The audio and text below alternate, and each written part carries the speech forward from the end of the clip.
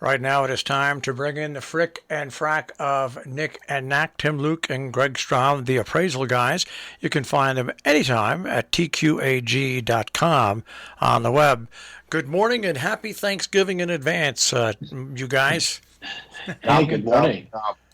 Are y'all Happy Thanksgiving. are y'all set for Thanksgiving? I mean, you got anything planned? Yeah, we're spending the day with Tim's mom and dad, and this year I'm trying something a little different.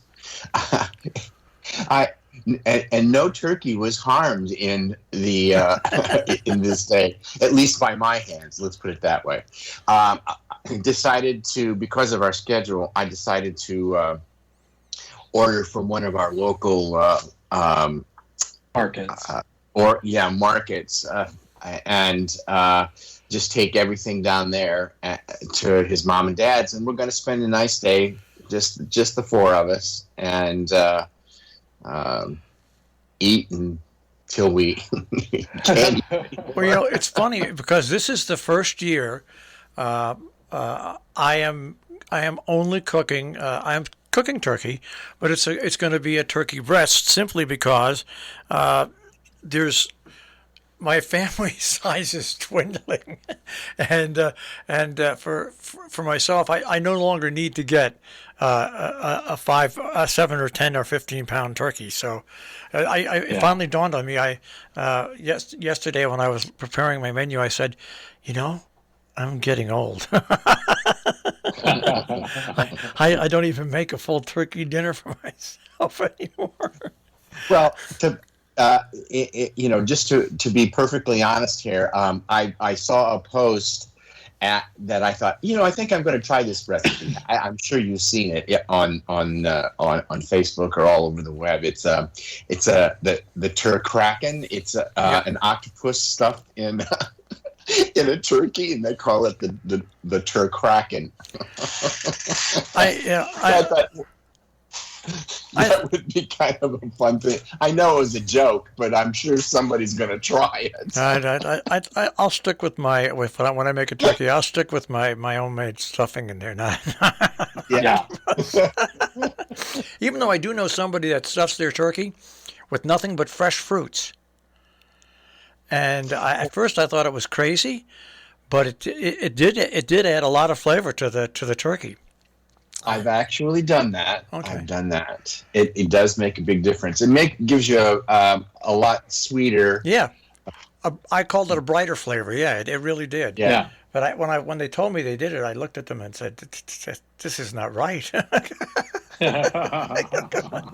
Well, anyway, on to some news, and I've got 2 or 3 things that are queued up in here.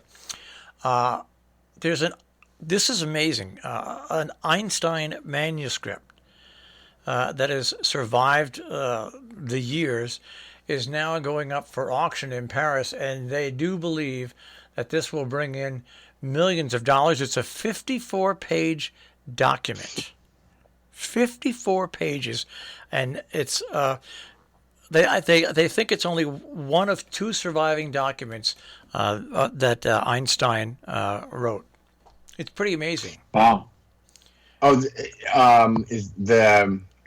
is it the Theory of Relativity?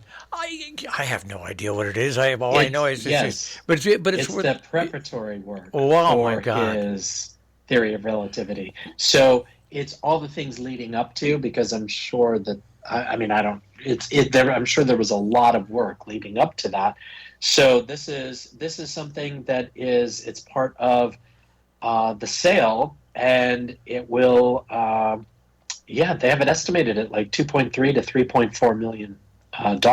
I'm looking at a picture of it, and you know what? It looks like a picture of something a genius would do. Right. It's all over the place that only that genius would really understand it. Yeah. Well, and they're saying that this is like it's the rarest of the Einstein manuscripts. So quite an addition to somebody's collection if they were going to add that. I mean, just this rare piece. Yeah, that's coming up soon. We'll go to other geniuses of another side, and that is, and we've talked about musicians and guitar auctions before, but it's pretty amazing. Guitars owned by U2's The Edge, Eddie Van Halen, Elvis Presley, and Eric Clapton were the highest bidded items at the auction over the weekend. The auction brought in a little over $5 million, and to me, it sounds like they went for a reasonable price. I don't know if if you would agree with that, but to me, Amy Winehouse's Fender Stratocaster went for $153,000, and for anybody who might be a collector, I think that's a fairly reasonable sum. Yeah, I think this was at Julian's. Yes. Yes. It was over the weekend. I have been following the sale, and I did briefly scan the article after it sold, because I've been waiting for the results because of the number of big name guitars that were musical instruments that were up for sale. So I know that it happened this past week, and or this weekend, I think, this past weekend, and yeah, was it New York or was it in Vegas? Yes, it was in New York. One of Eric Clapton's guitars went for $625,000. And how about the handwritten lyrics for Layla that went for $37,000? See, this is to me a bargain. $37,500, which was lower than the estimate. Right. But I still think anybody that's a Clapton fan and a collector, I just think that's just a great thing to have in your collection. Oh, sure. And no, I think that's great, and it depends. Because there isn't just one set of lyrics. Is it the working lyrics? Is it with the scribbles and all that, or was it just a handwritten? Here it is for There's different iterations of lyrics, so that could be what that's why it's at 37.5, not like his original working lyrics that you see. Here were the words that he had in there, and then they scratch them out and get those are the things that go for a lot more. Is the working, the earlier work, the work product. And I love the press release from Julian's. This is my favorite line of the whole press release. A terrifying painting of a clown by Frank Sinatra in 1991 somehow sold for $56,000, 5 times the pre-auction estimate. Yeah, I don't know if you saw I don't know if you saw what it looked like, but it looks. What's that scary guy in the sewer? Oh, right. He looks like that from that horror movie. Yeah. It's truly ugly. I mean, ugly with a capital UG, and I just can't imagine, because when you look at it, it looks like it's staring right at you, and it's very ugly. In fact, I'll tell you what I'll do, Marshall. If you want to, I'll send you the link so you can look at it. And it's not.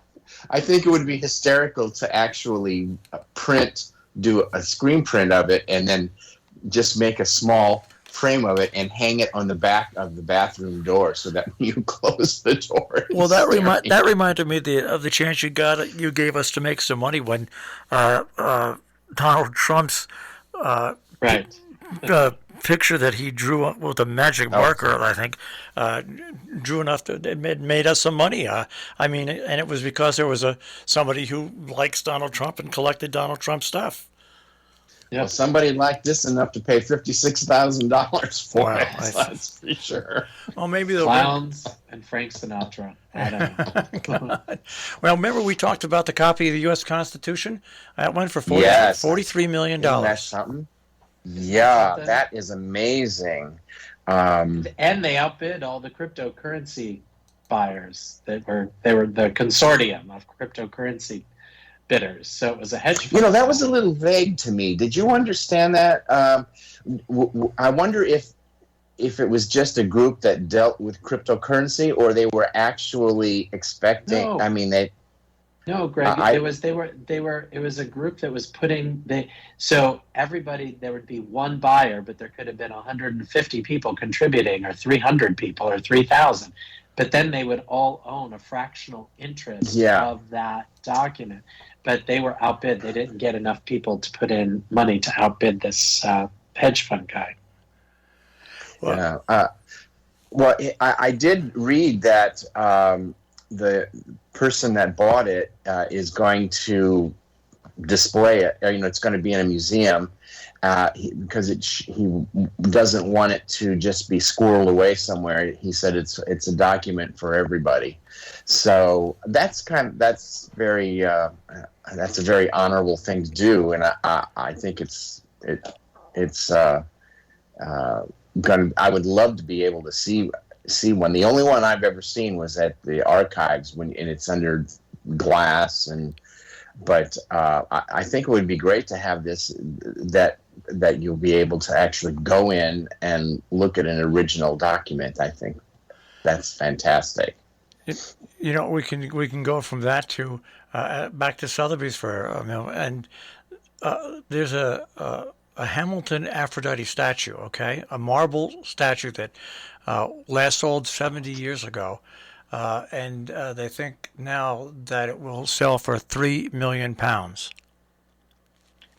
That I have not seen, and that's coming up at Sotheby's. I'll have to look for that because I usually get the notices on what's coming up at. Do you know when that's coming up for sale? It doesn't say, but it must be fairly soon because the press release was just released. Oh, it's going to be in London on December 7th.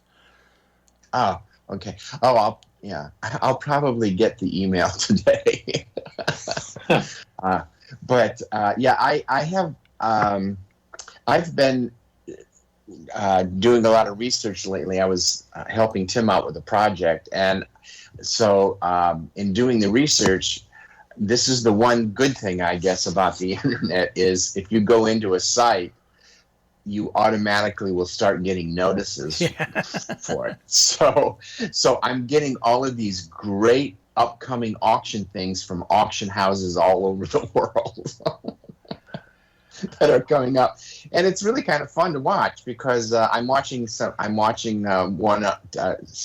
today coming up for contemporary art and also design, which is mid-century modern is still hot as can be.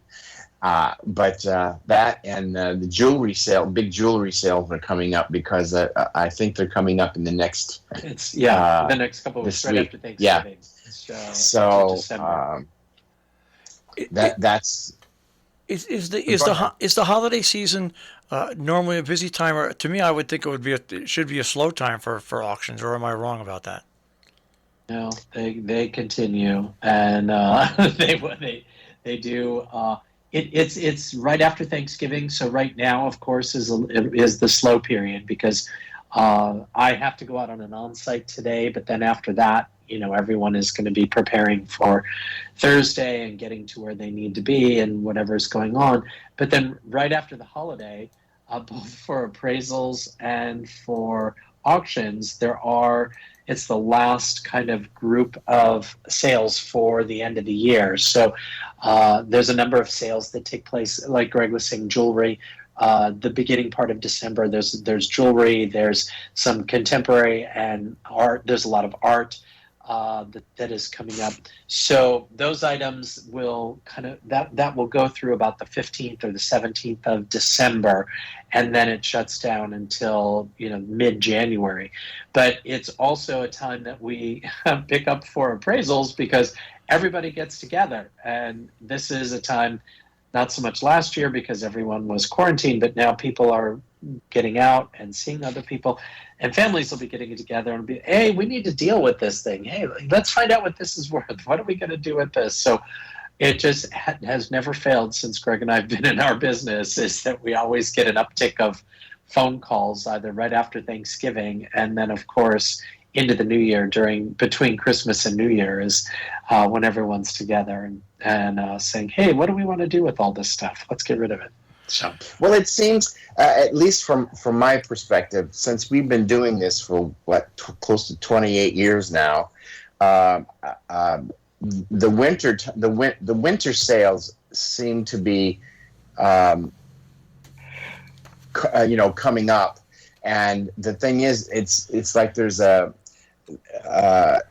a little slow period, and then all of a sudden, just before the holidays, it's like they want to get everything done before the end of the year, and they have it's almost like the culmination of the auction season, I guess. But it's because of the internet now, everything is amplified even more. Because I just remember when we first started, and of course the internet was still in an infancy at that point in time, and there was no mention of online auctions. And so now what's happened is they've become more than just a live event. They've become something that everybody around the world can follow, and so consequently this time of the year is very, very busy because of that. So that's the December sales are usually, they seem to always be blockbuster sales for a lot of the different assets. Well, you bring that up, and I have a question, Tim. Has the internet put more pressure on auction houses simply because I would assume every business needs its downtime to take a look at what's transpired in one year and what's coming up for the next year. Has this internet surge taken that away from auction houses where there's more pressure on them? Well, I don't think that it's more pressure. I think that it's just more logistical planning is what they have to really make sure, because they may not be doing what it has helped in the positive side of it is, instead of having to do all live auctions where it's all where you have a lot of staff involved, you can do timed online auctions where those, that it's over a certain course of time, and when it's going to close, and it's a smaller group of your employees that are actually managing that sale and then closing it out. So it has offered a little more flexibility, oddly enough, is that they're able to schedule things. So, for example, what Heinemann will do is that they will have, in their jewelry sale, they will do their significant or magnificent jewels on one day, but then the next day is an online, and it's online only, and it's only open for the next 3 days, so that while they're closing that one, this one is still going, and then that closes out. So there's a variety of different things that the internet, that we're just really exploring in the way that it can really help. But it does come down to just planning and logistical planning, just even with appraisals, because we are in a constant, there is no real season for appraisals. I mean, you can't schedule, well, some people schedule death, but you really can't schedule death. And there's just a lot of things that happen around that, and we are available, and we are able to assist with that if needed. So we also have to plan, because our offices are closed during the major holidays, and I told my staff, my team, I said, look, here is what we have to just relax during this week. This is great, because between now and Christmas, we're going to have, people are going to be coming out of the woodwork, and people are going to want to quick appraisals for things that, oh, we need to donate this, oh, we need to do this, or oh, we need to get rid of this, and so we need this. So there's a lot of things that there's a potential that will happen, and I want to make sure that we are rested as we venture into the new year. So the internet has really, in some ways, yes, it has simplified or helped, but in other ways it has also doubled and quadrupled and magnified the amount of work.